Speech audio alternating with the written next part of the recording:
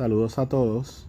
Nuestro grupo está compuesto de Juliana Bonilla, Juliana Soldevila y yo, Oliver Pichardo, y les queremos presentar el artículo que escogimos titulado Metal semiconductor de nanotubos multicocéntricos de plata, óxido de cobre 2 y óxido de zinc para alcanzar una fotodegradación superior y perdurable. Introducción. Primero quería empezar hablando de lo que es la contaminación acuática. Y la contaminación acuática ocurre cuando sustancias peligrosas como por ejemplo compuestos orgánicos, metales pesados, microorganismos, entre otros, invaden un cuerpo de agua causando la degradación de su calidad. Esta agua de baja calidad, al ser ingerida, puede causar problemas de salud y hasta la muerte. En la figura 1 se ilustra un ejemplo de la contaminación, que ahí se ve un desagüe que cae en un cuerpo de agua.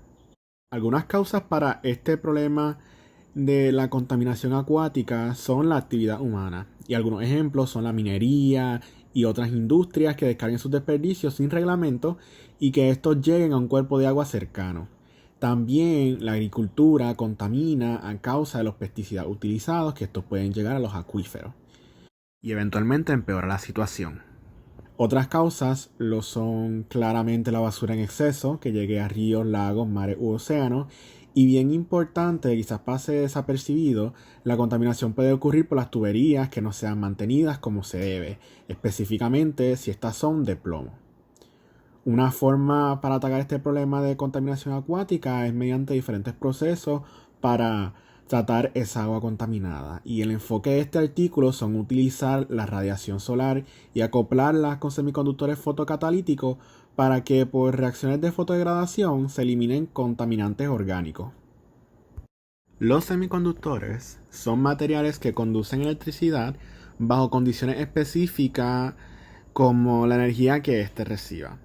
Esto está determinado por la teoría de banda, en donde la brecha entre la banda inferior o la banda de valencia y la banda superior o la de conducción determina si un material es un aislante, conductor o semiconductor. Si miramos la figura 2, el A es un material aislante por la gran separación entre bandas, el B es un metal en donde la banda de valencia está media llena y el C un metal donde hay un solape de bandas. En el caso del D, este es un ejemplo de un semiconductor, porque la separación entre ambas bandas es menor y una perturbación como energía puede causar que los electrones salten de la banda de valencia a la de conducción y se dé el proceso de conducción. La E y la D son ejemplos de semiconductores extrínsecos, los cuales son materiales a los cuales se le introduce una impureza para mejorar sus propiedades, como por ejemplo para que pueda conducir electricidad más fácilmente. El E es un P-type, un semiconductor P-type, en donde la impureza quita electrones o añade huecos positivos. Y el F es un M-type, en donde la impureza que se añade, pues introduce electrones. En ambos casos, la impureza ayuda a que se estreche la distancia entre la banda conductora y la de valencia. Volvemos. Los autores quieren utilizar la radiación solar y acoplarla con fotocatalíticos para fotodegradar contaminantes orgánicos. Y para esto ellos piensan utilizar como personaje principal óxido de zinc, específicamente nanomateriales hechos de óxido de zinc. El óxido de zinc, específicamente las nanovarillas, como se muestran en la figura 3, han sido investigadas para esta aplicación. Tienen buenas características como que no son tóxicas para el medio ambiente, oxidan fuertemente otras moléculas orgánicas y tienen buena capacidad catalítica. Sin embargo, las nanovarillas de óxido de zinc tienen desventajas críticas que se relacionan con su ancho de brecha o bandgap y su durabilidad. Primeramente, las nanovarillas de óxido de zinc tienen un alto bandgap. Esto significa que solo absorben radiación de alta energía como la ultravioleta, que es una porción limitada de todo el espectro. Cabe destacar que lo que uno quiere es que absorba radiación visible. Otra desventaja es baja fotoestabilidad, lo que significa que al exponer este material, él se degrada con el tiempo a causa de los fotones que recibe. Esto es malo porque para remover contaminantes en el agua efectivamente se necesita irradiar por mucho tiempo, y si mi material se degrada rápido no se va a poder completar el trabajo. Otra desventaja es que es un oxidante fuerte para revestimientos. Los oxígenos reactivos que se producen pueden oxidar los metales, dopajes u otro revestimiento que tengan los nanorods o las nanovarillas. Así que hay que tener cuidado con lo que uno lo dopa. Este problema, junto con la baja fotoestabilidad, disminuyen la buena capacidad catalítica que tiene el material. Para matizar lo más que se pueda las desventajas, los autores de este artículo decidieron preparar nanotubos de óxido de zinc en vez de nanovarilla, ya que en comparación con las nanovarillas, los nanotubos tienen menor energía superficial, lo que resulta en que no sean inestables como las nanovarillas. Además, los nanotubos poseen mayor área de superficie y esto causa que su capacidad catalítica aumente. Así que primeramente ellos prepararon los nanotubos de óxido de zinc, luego a esto le depositaron óxido de cobre 2 porque se ha demostrado que esto crea un p-n junction que optimiza la actividad fotocatalítica del material. Además se le añadió plata porque se ha demostrado anteriormente que depositarle plata u oro a las nanoestructuras de óxido de zinc mejora la interacción entre la luz y este material. Y finalmente se caracterizaron el sistema que se sintetizó y se estudió su actividad fotocatalítica. En la figura 4 se puede observar una ilustración del sistema que se sintetizó. Metodología. La figura 5 presenta un esquema que resume la preparación del compuesto fotocatalizador ternario del nanotubo de plata con óxido de cobre y óxido de zinc. Primero, se hace una capa de semilla de óxido de zinc. Luego, se mezclaron 20 mililitros de etanolamina 0.5 molar y 20 mililitros de acetato 2-hidrato 0.5 molar para hacer una solución de etanol anhidro. Después, la solución se revuelve por centrifugación a 300 revoluciones por minuto durante 5 segundos y 2000 revoluciones por minuto durante 20 segundos en la superficie de vidrio, y es seguido por un recocido en aire a 300 grados Celsius por 3 horas. Una vez se enfría la muestra a temperatura ambiente, el sustrato de vidrio se suspende en una solución acuosa con nitrato de zinc hexahidratado 0.1 molar, hexametilamina 0.1 molar y se añade ácido acético para ajustar el pH a 6 a 95 grados Celsius durante 2 horas. Luego se enjuaga el sustrato con agua deionizada y se sumerge en una solución acuosa de hidrato de sodio 0.3 molar a 85 grados Celsius durante 1 hora. Al final, se limpian las muestras con agua deionizada y se secan a 120 grados Celsius por media hora. Las nanopartículas de óxido de cobre se adhieren sobre los nanotubos de óxido de zinc mediante la deposición fotoquímica. Entonces, el sustrato fue sumergido en una solución mixta de metanol de 50 mililitros. Después se realizó la deposición fotoquímica y las muestras se iluminaron con luz ultravioleta durante 2 horas a una longitud de onda de 365 nanómetros con una potencia de 48 watts y una distancia de 0.2 metros, como se muestra en la figura 7. Las nanopartículas de plata se depositan en los nanotubos de óxido de cobre con óxido de zinc mediante deposición fotoquímica. Aquí se disuelven 0.008 gramos de nitrato de plata y 0.01 gramos de monarquita hexhidratado en 50 gramos de metanol. Nuevamente, se repite el paso donde se sumerge el sustrato en la solución mixta de metanol y se lleva a cabo la segunda deposición fotoquímica, como es ilustrado en la figura 8. Finalmente, el producto sigue un recocido en aire a 400 grados Celsius durante 3 horas.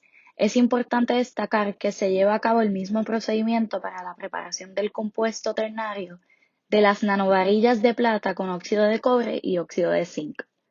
Las estructuras cristalinas de los compuestos ternarios se estudiaron mediante un análisis de difracción de rayos X con radiación CU-K-alfa, mostrado en la figura 10A, y los espectros XPS de los productos se caracterizaron utilizando el sistema Perkin-Elmer que se muestra en la figura 10B, con un analizador hemisférico de energía de electrones. La morfología de la superficie de las muestras se obtuvieron mediante la microscopía electrónica de barrido. Además, las imágenes de microscopía electrónica de transmisión la microscopía electrónica de alta resolución y los patrones de difracción electrónica de un área seleccionada se obtuvieron con el instrumento mostrado en la figura 11b, que es un microscopio electrónico de transmisión. Los espectros de absorción UV-Vis se midieron utilizando el espectrómetro mostrado en la figura 12a. Por otro lado, se utiliza un método abreviado como BET e ilustrado en la figura 12b para calcular el área de superficie específica, probada por un analizador del tamaño de los poros y del área de superficie específica. La fotocorriente dependiente del tiempo se midió en una celda de 3 electrodos, utilizando platino como contraelectrodo, plata y cloruro de plata como el electrodo de referencia y sulfato de sodio 0.1 molar como electrolito, con una polarización fija de 0.6 voltios.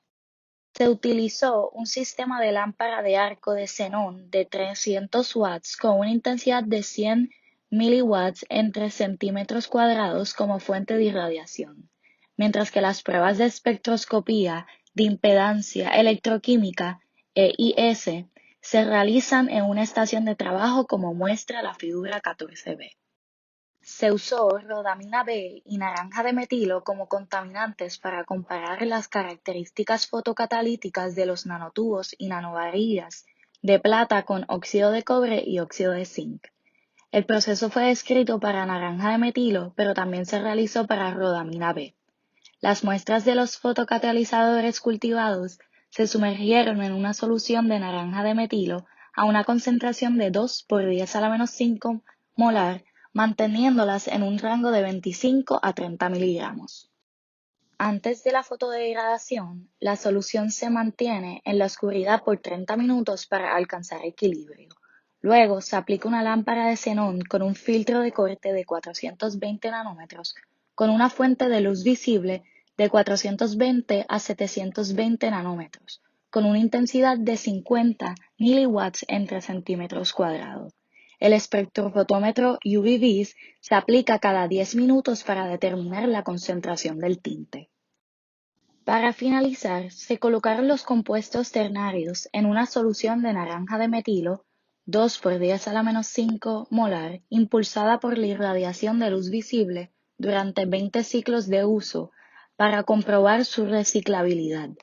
La solución es catalizada por los compuestos ternarios durante 60 minutos y se medía su pico de absorción a 460 nanómetros.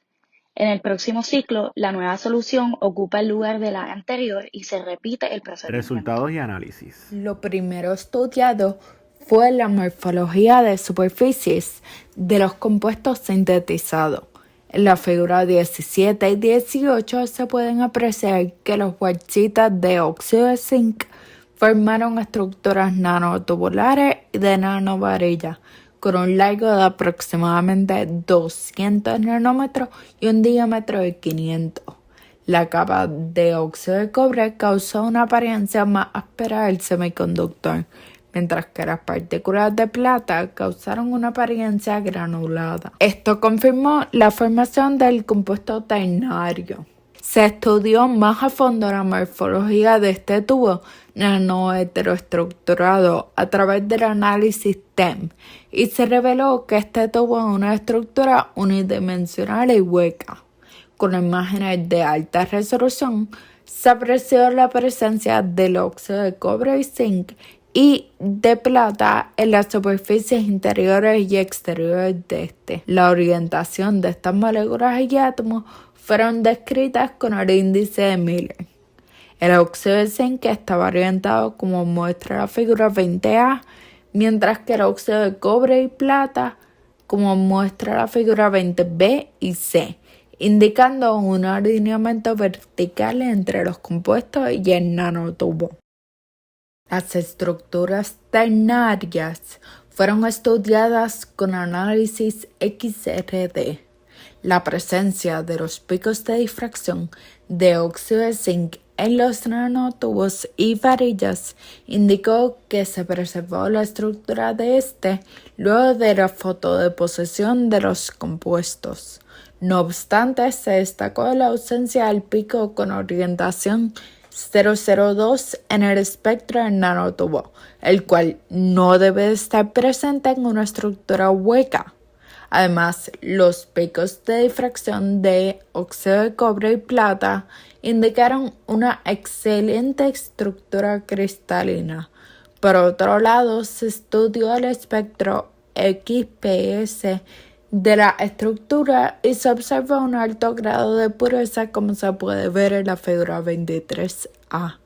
La figura 23B, C y D revelan la intensidad de los picos observados de cada componente de acuerdo con su energía de enlace. La capacidad fotocatalítica de estos semiconductores se evalúa a base de la reducción de los tintes en el rango de luz visible.